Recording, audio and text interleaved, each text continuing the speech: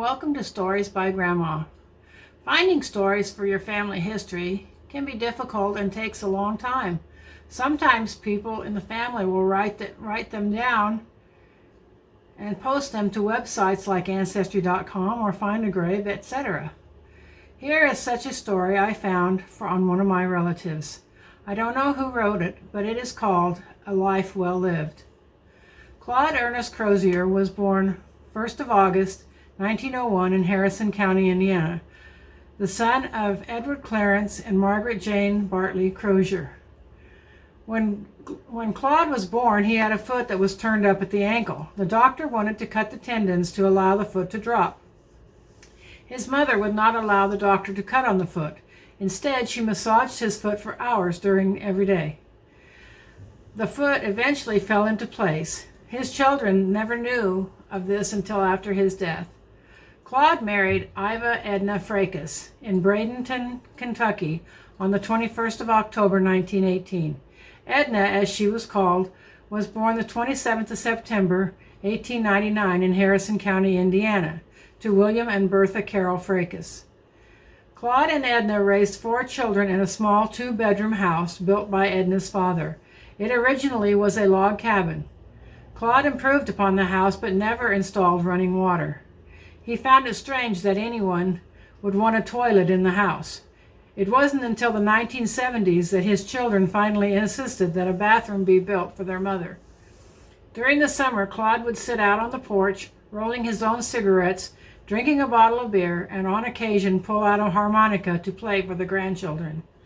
Claude loved to dance, especially square dancing, and was asked to call many square dances around the Ohio River area.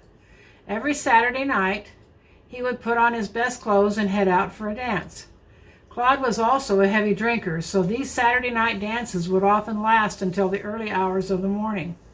A story is told of one night of dancing and heavy drinking that caused Claude to wreck the car on one of the many curvy roads in the old winding roads from Corydon. He somehow managed to walk home safely.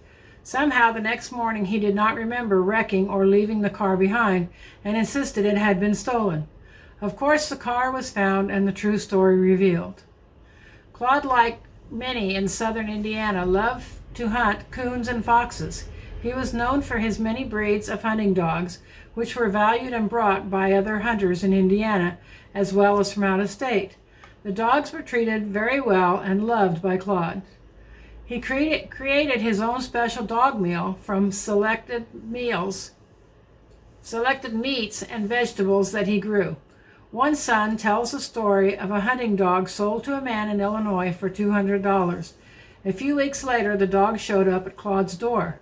The poor dog had walked from Illinois to return to Claude, the man who loved and was loved by his dogs. $200 was a lot of money in those days, so Claude contacted the buyer to come retrieve the dog. I'm sure the new owner got a lesson on how to treat a good hunting dog. Claude's children and grandchildren remember his ability to recite poetry. His favorite poet was an Indiana poet named James Whitcomb Riley. Claude never graduated from high school, but he was a very learned man. He embarrassed his 2 oldest granddaughters one Sunday when he asked the 2 college graduates to recite their favorite poem. They could not remember even one poem. He then set forth reciting 2 long poems by Riley and told the 2 girls if they were truly educated, they would soon need to learn a poem they could recite to others. Claude was a gruff man, but well respected by all persons around the communities of Laconia, Mockport, and Corydon, Indiana. Another story has been told of Claude's confrontation with the Ku Klux Klan. One night, the men dressed in white sheets showed up at Crozier's house, asking Claude to join them in search of a man. To their surprise, Claude did not join them, but rather grabbed a gun and chased them off the property. He did not like the fact that the men, who he knew well, would hide their dirty work behind sheets. He felt that if you had a problem with someone, you should confront them, face to face. Claude died of heart failure the 6th of April, 1981, in a Corydon hospital. He is buried in the Otterbein Cemetery in Laconia, Indiana. He was my 5th cousin, one time removed. That is all for today's story, and thank you for viewing. Make sure you subscribe, and we'll see you next time. Goodbye.